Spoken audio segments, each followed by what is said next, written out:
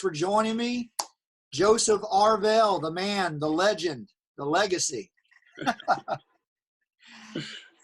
Joe, I appreciate you joining me on this edition of Lead Speakers, and just wanted to reach out to you because, you know, I've been watching, like a lot of people, this ESPN documentary, The Last Dance, about Michael Jordan and those championship Bulls teams, and just really got me to thinking about leadership and about sports. And it occurred to me that you're probably the most successful athlete that I know personally. You had a great career, obviously in high school and then in college, and then even played at the pro level.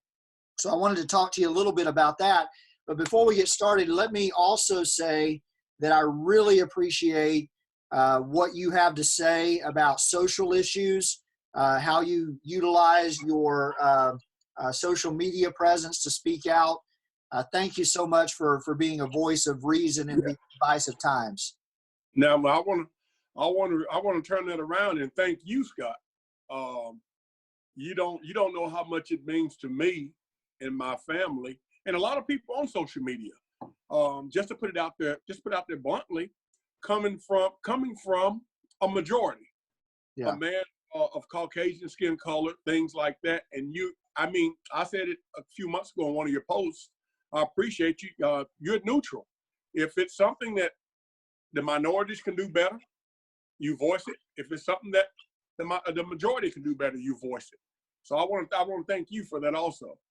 Well, I appreciate that, Joe. I really do, and it's a very important time. Lots of things to speak out about, and I appreciate you doing that, and I'm glad to lend my voice to that as well. So let's talk a little bit about your basketball career. And as I was thinking about this, it occurred to me that I didn't know a lot about your pro career. I do know that you did play pro ball. Yes. But so tell me a little bit about how that worked out, and then we'll work back through college and then end up in high school where, of course, we have the connection. Well, since we're going to start after college, of course, I went to a few NBA teams camps. I was in New Jersey. I was in Denver. I was in Miami. I was in Minnesota. And everything. Of course, my longest stint would have been in Denver. I was in a situation in Denver where Bernie Bickerstaff, of course, was the head coach, and general manager then. Yeah, and for context, what years are we looking at here? This is 93, 94. Okay. It's around 93, 94. I was in Denver's camp. Of course, they wanted me on the team, but oddly, they didn't want to guarantee my contract. Bernie went to me and my agent, wanted me to be on the team, but he didn't want to guarantee. So my agent did his job. He went and got me a job over in Spain in the latter part of late 93, early 94. So I ended up in Spain my first year, Italy.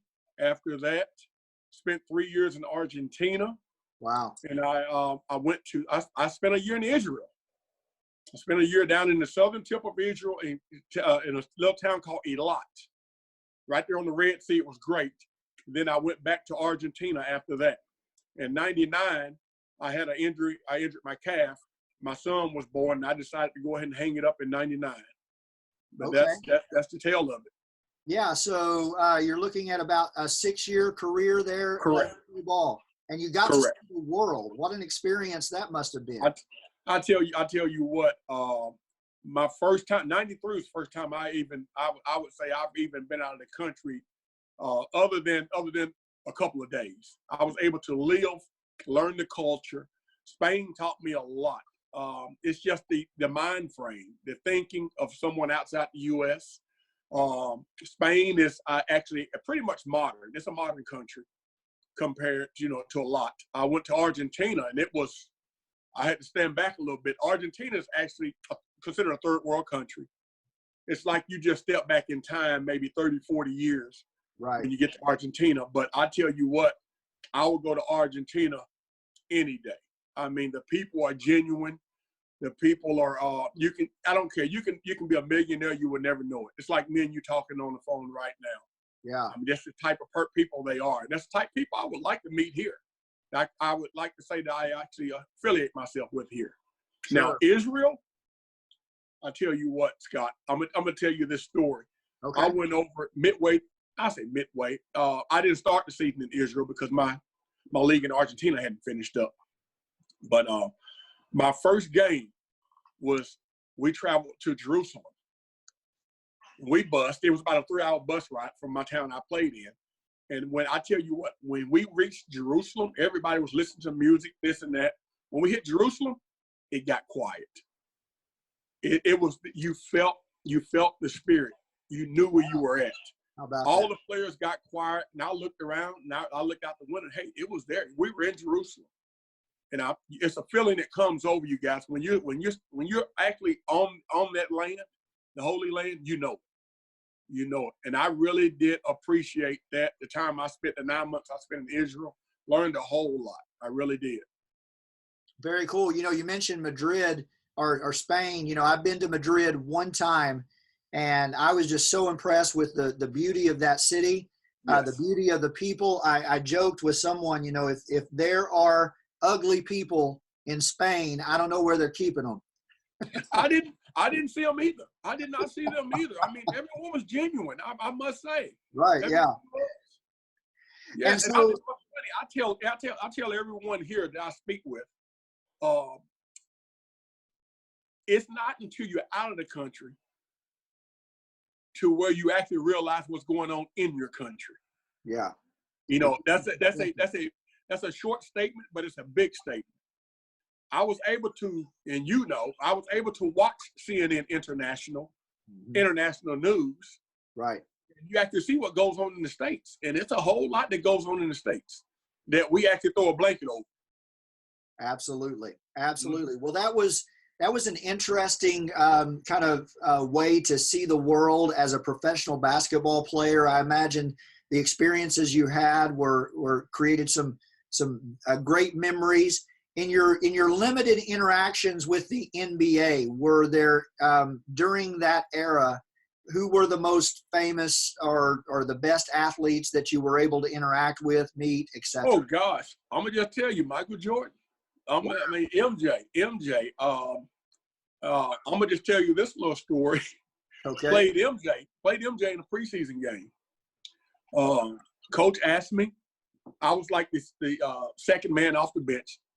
I get in. He says, "Harvell, you're in. You got 23." And normal, you just go in 23. I'm trying to find out who's 23. Of course, everybody in the world knows who 23 is. Yeah. And I just looked at Coach, and he just winked at me. And I get in the game. They throw the ball into MJ. He runs an isolation. He clears everybody out. I reach out to get my distance. The referee calls a foul. Jordan says, "Rookie, you can't touch me." I ignored it. I got one foul within 4 seconds. They throw it in again. I reach out. I get another foul. So I got 2 fouls within 10 seconds. So I realized, I read the book, Jordan Rules. So I realized this is actually true. And he kept telling me, "Rookie, you can't touch me."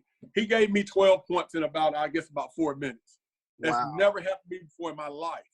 But if you ever tried to play sports and try to guard or get physical with someone that you can't touch, it's impossible. It's impossible. I like telling that story, but it's respect. He had the respect of the NBA. He still got the respect of the world today. Absolutely. I remember that scene from the Last Dance where they're doing a photo shoot and Magic Johnson, they were part of the Olympics, the Dream Team, and Magic Johnson's kind of leaning on him, and he says, you can't get too close to Jordan. They'll call a foul on you. Hey, and that's so true. That is so true. But I respected the NBA for that because he was the picture of the NBA at that time. He was it. And you cannot afford for Michael Jordan to get injured for unnecessary roughness, especially from a rookie. Especially from a rookie in preseason. That can't happen. Right. But I'm assuming that developed over time, because you look at some of that footage when they were playing the Knicks, when they were playing Detroit. I mean, those were bar fights back then, man. Those were, that was basketball when basketball was it. Yeah. That's when it was physical. Absolutely. Especially in the playoffs. When the playoffs start, it was, you're on your own, buddy. Let's go play. And I would like to see sports get back to that. It's too sensitive right now. I Yeah. would say. But I try to tell all my son for one, that basketball was a lot more physical than it is today. I can't convince him of it because that's all he knows. My picture of the NBA during that era, Van Gundy was the coach of the Knicks, and that's when they had the brawl. Was it with the Miami Heat? And they cleared the bench, and I remember Coach Little Van Gundy. He had a hold of one of his players' legs, yes, and Van getting Gundy drugged. was mopping the floor with him, man. But that was it. I mean, NBA had to do a lot of things. You had that brawl, then you had the brawl with Ron Artest in Indiana when they went up in the stands after the crowd. Right. That really turned ugly. Yeah. So you had to put some limitations on it and everything. But that's the love of the game. The guys took it serious. They did it for the love of the game. Today, absolutely, I have to say a lot of people are doing it for the money. Not all, but a lot are doing it for the money and not the love of the game. You know, you mentioned Michael Jordan, and we'll talk briefly about this because it is obviously the last dance, and that's kind of on everybody's mind right now. But when you look at Michael Jordan, he was such the consummate leader. I mean, his personality, you know, when the other night when they were, you know, all the press was concerned with his gambling, you know, he made the statement to Ahmad Rashad, I don't have a gambling problem. I have a competition problem. And, yes. you know, yes. I think that it was that in a nutshell is Michael Jordan, the way that he led, his work ethic, everything. 100%. He said before the show came out, he said, a lot of people are not going to like me. I come across as someone mean. Yeah. The best leaders. I mean, they're not nice people. Right. They demand, even in the business world. Yeah. Your bosses, your managers, they demand the best out of you. Absolutely. And he was a manager of that team. He was a leader of that team. He demanded the best out of them. If he went out and he busted his butt on that floor, he expected the same of his teammates. Absolutely. And a lot of people frown on him on that. If he calls you out, hey, you're not doing your job, take it that way. But a lot of people today is saying, hey, you know, and sometimes he's a butthole. Yeah. Or things like that. I mean, right. That's what they say. And he's not. He just wanted the best out of you. Scottie Pippen got it. And he gives Scottie Pippen and Dennis Rodman all the credit in the world. They bought into what he wanted, and they wanted the same thing.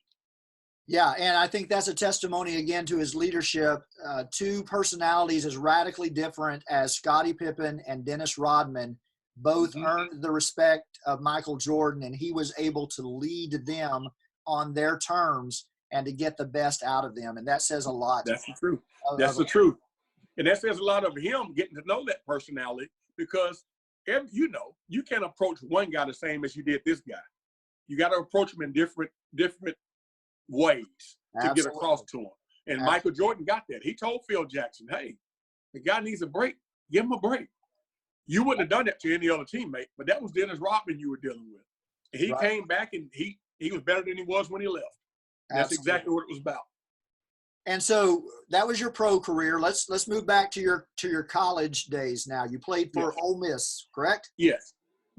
Tell me about that. In fact, I remember in high school signing day because we did a thing with the cameras, and I was there. In our network station. Yeah. That's right. I remember that too. Absolutely. And you were involved in that. I was there, man. Yeah, you were involved in that, but high school. People don't know. We moved to Dallas, Texas, when I was in the 6th grade from Gosman. Mm-hmm. My mom got married, moved to Dallas. My dad was still in Blytheville at the time, and I wanted to come back I wanted to come back to Gosman. That's why all my cousins were this and that. Came back. We did what we did. We had a great team at Gosman, great teammates, great team. And I started getting noticed by colleges. Started in Arkansas, then it spread nationally. I narrowed it down to, of course, University of Arkansas, Memphis State at the time. You know, Ole Miss was one, and Missouri was the other. And I just wanted to be in the SEC. That was me. I committed to Memphis State early. And I realized that I wanted to be in the SEC. Nolan came and Ed Murphy from Ole Miss came. And I realized going to Arkansas was a 5 to 6 hour drive. Going to Ole Miss was a 2-hour drive from home. And that played a big part. I wanted to be close to my dad and everything. That played a big part. Plus, I played in the SEC. And that's how I ended up at Ole Miss. Once I got to Ole Miss, I had, I would say, a decent career at Ole Miss. My junior year, I led the SEC in scoring. At that year, they had Shaquille O'Neal was number 2 behind me, Allen Houston, Latrell Sprewell. Of course, Todd Day was in the league. I mean, in the SEC at the time. We had some heck of a players. Absolutely. And everything. And I debated after my junior year, after I led the SEC in scoring, was I going to turn pro? I decided to return to college because I was so close to graduating. And I returned to college. We changed coaches after my decision, which played a big part in my senior year because I went from 25 a game to 18 a game. And a lot of NBA scouts felt that, hey, he didn't improve, he declined. And it was actually a coaching change and coaching philosophy and everything. If I had to do it all over again, of course, hindsight's 20/20, you would leave after that junior year. But I'm gonna tell you, to come back that senior year, to build character, to do things, and I don't question it. Things happen for a reason. If I had went pro after my junior year, I wouldn't probably be the man I am today. It actually gave me another year experience in college, let me get through my senior year at college. And it actually made me become the man I am today. Great year, though. I loved it. If I had to do it all over again, I'm headed to Ole Miss. So tell me about some of those games that you played in the SEC. So, those are some phenomenal players. Shaquille O'Neal. Gosh. Yes. Do you have any Shaquille stories? Yes. My freshman year, I'm going to say this. I'm from small town Gosnell, Arkansas. Yeah. I watched these guys on TV, Shaquille, Chris Jackson. I'm going to say LSU. My first game I started was at home at Ole Miss against LSU. Coach Murphy says, Harvell, you're in the starting lineup tonight. I tell you what, I was okay until tip-off. Right before tip-off, I had butterfly. I was nervous as you want to be. But and you're looking at that circle, you see Shaquille O'Neal, 7-footer, Stanley Roberts, 7-footer, Chris Jackson, just led the nation in scoring as a freshman, is on the floor. NBA players all around you. We had a guy named Gerald Glass, the NBA player. And but I can say, Scott, when the tip went up, it was like being back in high school again. You're nervous because you're thinking about things, but people will realize once you get into it, if you've been preparing yourself, you're there. The key to it is preparing yourself. I realized I was prepared, and it was successful. We couldn't do anything with Shaquille O'Neal at that time. Who could? He was a specimen. He was a specimen. A man that big. We shot the ball and missed it. They got the rebound. I'm running back on defense. The guy darts by me, man, like I was nothing. Like he was a guard and I was a big man. The dude could run. I'm kidding. They just threw it up at the rim and he grabbed it and dunked the ball. They called a foul on me. And I turned around to the referee and I said, Ref, I didn't touch it. He said, honestly, I couldn't have called it on any of them. You was the first number I saw. But Shaquille dunked on the whole team, man. Wow. That's how good that guy was, man. But I'm talking about Arkansas. Since you're coming at me, Arkansas, Todd Day, Lee Mayberry, Oliver Miller, Nolan Richardson. And Nolan wanted me bad, so it really meant a lot to me to go against them guys and everything. Being the player of the year out of Arkansas and everything, I really want to have a great showing against them guys. And Nolan said after that, it was if he had to go back, if it was one recruit that he felt that he should have had that he missed out on, it was Joe Harvell. And that really, he told me that person, that really made me feel good. But he told me personally, he said, I think you made the right decision for yourself. And I really do. I think I did. Absolutely. So you mentioned something there, and then we'll move into the high school, but you mentioned the idea of being prepared, that, when the ball went up, because you had put in the work on the front end, you were prepared even though you were nervous. That has to be a great life lesson that we It is. I mean, and I've taken that as of today, I've taken that. Prepare yourself. Prepare yourself. Prepare yourself. I went to school for business management. I'm one of the ones that actually is working in their degree field in management. And that's what it's about, Scott. Prepare yourself. Do not wait till that time comes and then react. React before that time comes. Set yourself up in a life lesson. I try to tell the young kids when I speak to them, guys, set yourself up to succeed. If you don't, if you just react at that time, you're going to fail. There's no doubt about it. You're going to fail. And you got to try to get these, what do you call them now? Are they millennials now? What are they now? Generation Y, actually. We moved Generation Y. That's what it is. Generation Y. My son falls into that, man. Yeah. You just try to beat it in his head, but they know more than you anyway. Yeah, exactly. But he's gradually coming around. He's trying to prepare himself. He's a senior at Ole Miss right now. He really is. He's a senior at Ole Miss right now. He's trying to prepare himself. And he told me about a month ago, Dad, I see what you said. Excuse me, I take that back. His freshman year. Because his freshman year, his grades plummeted. And I said, you're not preparing yourself. Yeah. You don't know. You got to put the work in before the exam, son. Right. He changed his study habit. He changed his mentality. Yeah. And his grades went from a C average to a high, or I say a A/B average. He was a 3.3 GPA guy. Excellent. So he actually learned how to prepare himself, how to practice better. Yeah. Put it that way. Since we're talking about sports, you got to learn how to practice better. And his aspect is study better. Prepare yourself. Absolutely. All right. So where we made the connection, right? Gosnell High School, Gosnell, Arkansas, graduating class of 1989. You guys were the dream team. You guys were the phenoms at Gosnell High School. State champions, overall state champions. That was pretty amazing. I tell you what, God, it was great. My junior year, we had a squad. I put on Facebook a photo of course, myself, Charlie Donaldson, Mark Eccles, and Eric Mays. Yeah. Not too many schools can say they had 4 players that end up playing college ball after high school. Right. That was actually played on the same team. That's how good we were. My junior year, yes, we did win state. We were ranked most of that year as the best team. We were 2A at the time, and we were ranked the #1 team in the state of Arkansas for most of that year as a 2A school. That is amazing. That is amazing.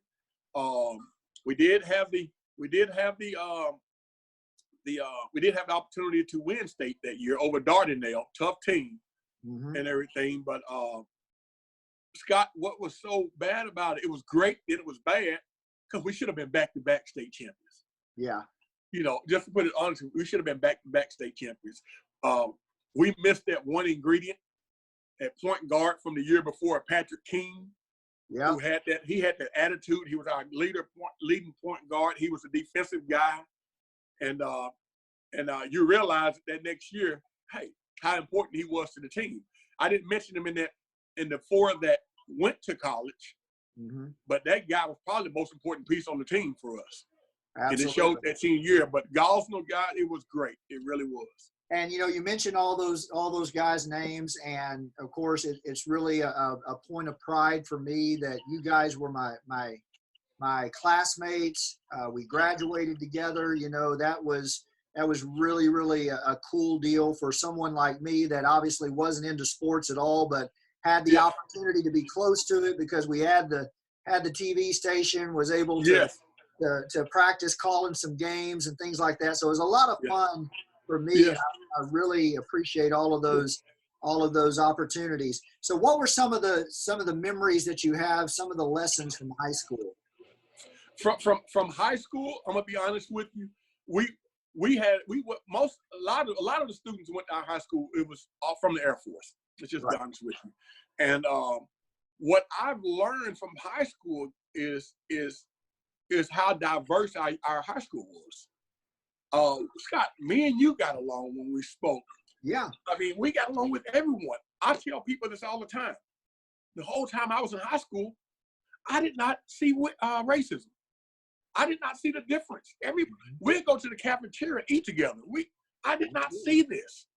It was after high school when I got introduced to the difference. Right. I'm going to put it that way. And I brag about that all the time. And I talk to some of my high school classmates that, guys, I'm glad I did not see this. Now, Me and you know it existed. Right. It did exist, Sure. but that was something that I actually learned. We can get over this. We can get over this if we accept each other for who we are. And that's what we did in high school. We accepted each other. No one was better than the other person. Absolutely. No one was. And I'm going to just say this. I think that's the difference today. We do have people that think they're better than other people. Yeah. And that Yeah. I agree with your estimation. I think you and I, and in particular, those years where the Air Force Base, where Gosnell serviced all the Air Force Base students, was a great opportunity for us to experience diversity that we would not have gotten at any other school. No, So, not at all. And it prepared us to have a different perspective on the world, and I am forever grateful. Talk a little bit about your high school coach and the impact that he had on your team and on your life. Danny Williams. I'm gonna tell you, Coach Williams the best. He is the best. Very mild-mannered. I mean, very mild-mannered. I came from Texas from a coach that more like a Bobby Knight type coach. He wanted to scream. He wanted to do this. And I get to Gosnell, and Coach Williams took a different approach. Hey, guys, I need you to do this. Hey, guys, I need you to do that.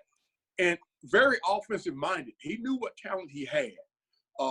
His demeanor was the same on the floor as it was off the floor. And that says a whole lot about a person. You don't have to change yourself to impress or when you get in front of a big crowd. Be who you are. That was Coach Williams. But he knew what he needed to do if he needed to do it to get across to someone. Right. I like telling this story. I like to tell the story about Coach Williams when we were at state in the championship game against Dardanelle. Scott, we were getting it handed to us. We were getting our butts whooped at halftime. Coach Williams comes in at halftime, mild-mannered, what we expect. He snapped. He finally snapped. He had his brown leather jacket on. He took it off. He threw it across the room. He told us to get ourselves together. And we all looked at each other and said, wow. And that's what it took for us to get ourselves together, was him to know that was the right time to get across to us. I still talk about Coach Williams today. This dude here, man, he always said, Joe, stay focused. You do the right thing. You get your grades done. He stayed on top of me. He did not think when I was, like they say today, blowing up with college D1 offers coming. He didn't shy away from me. He stayed focused on me, and he became a father figure to me. To this day, every chance I get on Facebook, I say hi to him. Him and Miss Williams, Barbara Williams, his wife, great family. We'll always be in debt to them. Absolutely. Those were some great years, great memories for all of us. If you were looking back on your life now and maybe had the opportunity to coach young athletes or speak to some younger athletes, what is the piece of advice that you would give to them? The piece, and I had an AAU team, so I have been able to coach and speak to the young generation. Good. The young generation, I'm gonna tell you something. I'm gonna tell them, do not burn any bridges. Do what you need to do. Do not burn any bridges. The young generation today seems to want to get their feelings hurt very easy and say what they want to say. Respect an adult for an adult. Know who you are, because we've been there. We've been there. You could say some things that can affect you 20, 25 years down the road. That's why I try to get across to this young generation. Be respectful. Know who you are and learn how to control who you are. And that's a big message for them. But it's basically, don't burn any bridges, guys. Do what you need to do to succeed in life. I spoke with the college Ole Miss basketball team this past year, and I told them, while you're in college these 4 years, guys, do what you need to do to get that degree. You can pay for the degree now and get it handled, or you can mess around these 4 years and pay for it later in life. And that's a big statement. It's free. Absolutely. You're in college, get the degree. Someone else is paying for it. You can leave college, not get the degree, and pay for it. You're only going to have hindsight wishing I had done what I was supposed to do while I was in school. Right. Mm-hmm. Well said. And I think that's great advice for anybody and not just athletes. Correct. The idea of respecting those that can help you, because you never know when you're going to need someone's assistance, need someone's help. I've got a friend that says life moves at the speed of relationships. Right. That is absolutely the truth. Mm-hmm. So let's have a little bit of fun, and let's talk about, since you are a qualified person to speak to this, you were there, you've experienced it, you played the game, and that's something that I find fascinating about sports. I remember several years ago when Brett Favre was getting ready to retire. It was the end of his career, and he went down.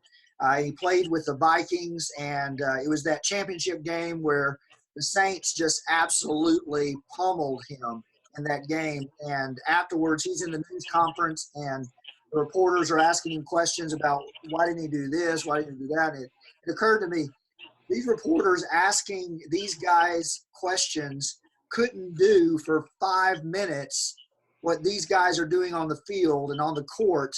I mean, under immense pressure. Yes. With you put a basketball in my hands in front of 20,000 people, and there is no way I'm going to make a layup. There is no way that doing a granny shot I'm going to make it. But you guys are, with everybody's eyes on you, and forget all the TV cameras. I'm just talking about the people in the stands watching you, and you got to come under pressure. What's funny, and it's pressure, but we didn't know it. We didn't know it. I'm sitting at Ole Miss in different venues. We're playing in front of 10 to 20,000 people. Yeah. But you get yourself in that zone. You don't notice it. Now, me personally, I played in front of big crowds. What's funny is, if you ask me to come and speak to a group in front of a small group of people, I'm nervous. How is it? How can you perform in front of 15,000 people, then get in front of a room of 20 people, and you're nervous? I don't get it. I don't get it, but I'm that way today. Yeah. I'm more nervous talking to a small group than I am performing in front of a big crowd. But what was amazing to me is that, that it's easy for someone like me to ask you questions, but you've actually done it. So you're the one that's qualified to speak to this. So who would be your Fab Five or your starting lineup of all time for professional basketball, or I guess basketball at any level?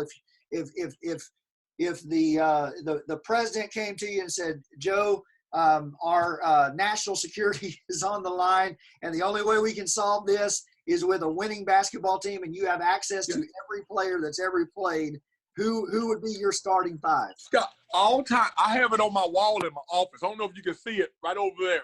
Very cool. On my wall in my office. That's my all-time starting five. Okay. I got Magic Johnson, Michael Jordan, Kobe Bryant, Shaquille O'Neal's my center, and the Worm, Dennis Rodman, is my four. He's my power forward. And believe it or not, that's the championship for having Dennis Rodman on that team. Got enough scores, got enough personality. I need someone that's going to be a dog on the floor, play defense and rebound. And that's my starting five. And man, you mentioned Dennis Rodman, and isn't he an amazing personality to begin with? But then look at what he does on the basketball court. I mean, they were showing some of that footage, and I told my wife, I said, Candy, watch him when he's going after that rebound. He's got his back to the offensive player, and he is jumping up and down, but never at any point does he touch the offensive player or go over his back. Anything. Such body control and angles, it's amazing. Tip drill. He's steady tipping the ball to himself to keep it active. And then in the end, he'll dive into the stands to get the rebound and throw it back in the floor. I mean, this guy knew what his job was. Yeah. He knew his role, and that's why he succeeded. Dennis Rodman in college averaged 20-something points a game. But when he got to the NBA, he realized my niche is rebounding. Yep. Same thing in life. Find out what you do best and focus on it. He found out what he did best, and he focused defense and rebound. That's what he focused on. All right. That's what his team needed him to do. So why would you pick those other players? Obviously, Michael Jordan We'll talk about Michael Jordan in just a minute, but talk Yeah. about the other guys.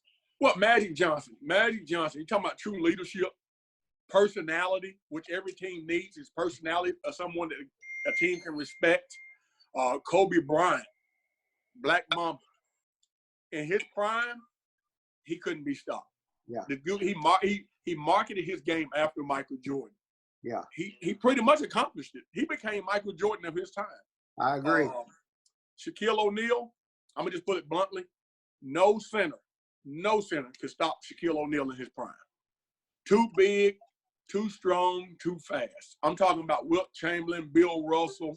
Shaquille O'Neal was way ahead of his time.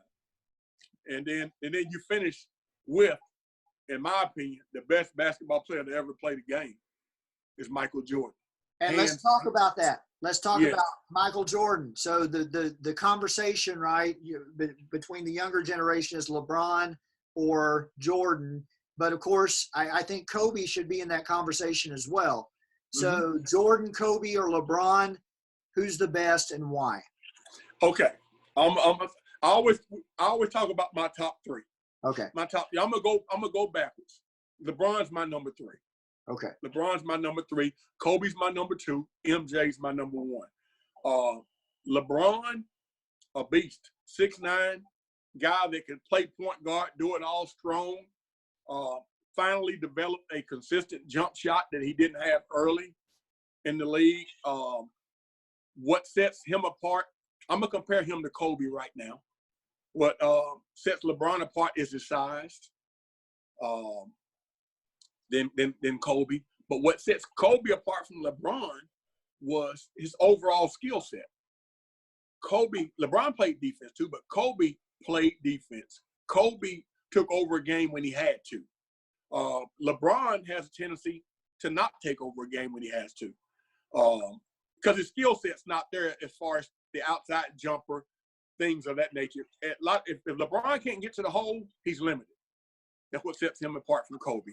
Kobe could beat you with the jump shot, off the dribble, on the defensive end, to that level. So that's why I put Kobe ahead of LeBron. Now, Michael Jordan, no weakness in his game. There was no weakness in his game offensively, defensively, or mentally. Yeah. And when I say mentally, he was the strongest it ever was. People don't understand the will that guy had to win. This documentary is actually giving a whole lot of people the inside look of Michael Jordan's mind. And what he's saying in that documentary is true. He was unstoppable. This guy here went to the basket like LeBron does today with a lot smaller body. Right. And he was a better finisher at the hole than LeBron with a lot smaller body. I mean, the guy here, his will to win was just unreal. I don't get it. I don't get how they say LeBron, how anyone can say LeBron is better than Michael Jordan. It's not true. Yeah, and I agree, and a little bit different reason, because I don't think LeBron is the leader that Michael Jordan was. I don't even think LeBron is the leader that Kobe was. And here's why. I give LeBron all kinds of kudos for his championship play. But if you look at the places that he's had success, and then also he's moved around a lot, right? Yes. He was more of an opportunist. When he went to Miami, he was paired up with other guys there that had more leadership skill, more experience. Yes. Now, I will give LeBron credit when he went back to Cleveland, and he got a championship there, although I will say that I don't think Steph Curry was at 100% that year when they were playing Golden State. And then also, was it the second year that Cleveland got to the finals, and that's when it was like LeBron was playing with a bunch of no names, and I was like, if LeBron can win a championship with these guys, then maybe we'll talk about it. But he didn't get it done. But he couldn't do it, and people don't realize the year that they won a championship over Golden State and they came back from that deficit. Right. Kyrie Irving, took over the game. It wasn't really LeBron. It was Kyrie that took over the game. And I'm with you, Scott, is that leadership that MJ had over him. LeBron had a tendency to step aside and watch others if he had them. He did it in Miami with Dwayne Wade. Yep. He did it in Cleveland with Kyrie. MJ MJ took over. Oh, yeah. MJ took over. Who was that on this show? Ahmad Rashad asked him when he was walking by. Yeah. MJ, if time was running down, you had one shot, who would take it? That was a crazy question. Of course, I would. Yeah. Exactly. You see, Exactly. I'm not sure if Kobe would say that. I'm not sure if LeBron would say that. Yeah. But you gotta want that. You gotta want that will to win or lose on my shoulders. MJ had it. Absolutely. Absolutely. So, who served as your example in sports? Who did you admire, and who inspired you, and why? In sports, I would have to say it would have to be, and this is kind of an odd answer. My cousins. Okay. It was my cousins. I had a cousin went to Gosling named Thomas Donnerson. Yeah. They call him Ricky Donnerson. Best basketball player I had seen at the time. He made me want to play basketball. He made all our whole family. We had an athletic family want to play basketball. That's why I drew the love of the game, was watching him and saw the success he was having, how much fun he was having it. After that, after I realized basketball was my sport, it had to be my dad. It had to be my dad. When I moved back home, my dad had never seen me play basketball until my 10th grade year. He never. When I moved back to him, he told me, I remember the conversation. He's deceased now. But I remember the conversation. He says, "What are you going to do?" I said, "I'm going to play basketball." He says, "You think you'll make the team?" He said, "Golf is pretty good." I said, "Yeah, I'll make the team." And in my 10th grade year, Scott, I'll never forget, he came to the game. I stole the ball, went down and did what Michael Jordan rock dunk and dunked it. He couldn't believe it. The next game, he had 6 of his friends at the game. I mean, it was so that gave me that will to push. I want to prove to my dad. I want to make him proud. Put it that way. I really did. I want to make him proud, and now I think I accomplished that.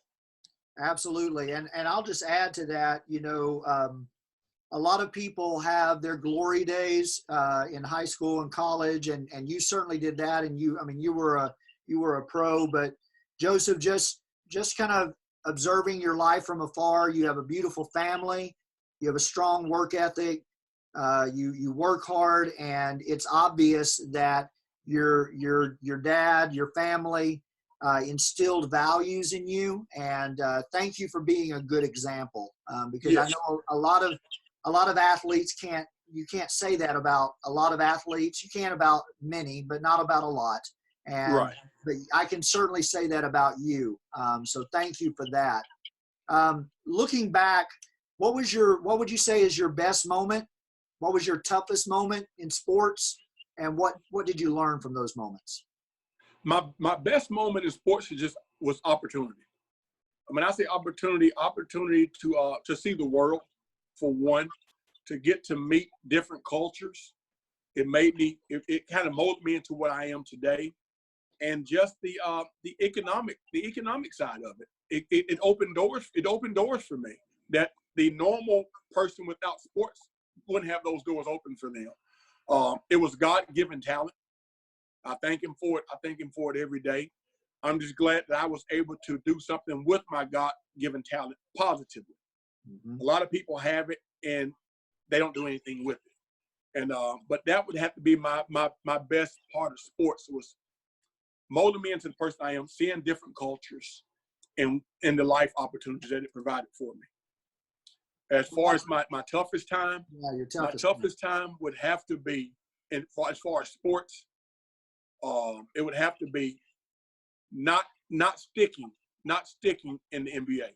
Even though teams wanted me to come back to camp, I did not. I was kind of selfish, not wanting to tie my summers up trying to make the NBA roster after I got the invites. If I had to do it all over again, I'd probably try to get back into that. But I can't say there's really no just hard time in my life, Scott. Even though I say that, that was a choice. It wasn't anything just tough. That was a choice, but it all worked out well in the end. Absolutely. Well, Joe, this has been a joy for me personally. We reconnected about a year ago in person, at our school reunion, and that was a lot of fun for me. And I know you had a big hand in helping with that, so thank you. Yeah. Hold on, before we go, Yeah. speaking of that reunion, I want to tell your viewers. Okay. At our class reunion, we actually got up and spoke about what we remember about each other in high school, and this and that. And I have to say this, Scott. When we say someone sets the example, or they prepare themselves, I mentioned to our classmates then, you were my example looking back, because in high school, your mentality, as far as being a teenager, I think you had the young man's mentality in high school. You took high school serious, you took life serious, and we didn't. We didn't. And I tell them, you dressed in the khaki pants and the polo shirts and button-down shirts in high school. Everyone else was wearing basically blue jeans and a t-shirt. But you had that professional look in high school, and I look back, I wish I'd been that way. I've probably been a whole lot better person even from what I am today. But I want to thank you, man. You knew what you did. Yeah. You knew what you wanted in high school, and you went for it. Well, thank you, Joe. I really appreciate that, and that was some really great memories. And I think all of us that attended Gosnell High through those years really can say we were blessed for those experiences. We were blessed for the people that we came into contact with, and it's just a joy to stay connected with you via social media, and then to do this, it was a real treat. So, Joe, yes. All the best. Thank you for sharing those lessons and those memories with us, and we will talk again soon. Hey, Scott, keep God first. Yes, sir. Always. All right.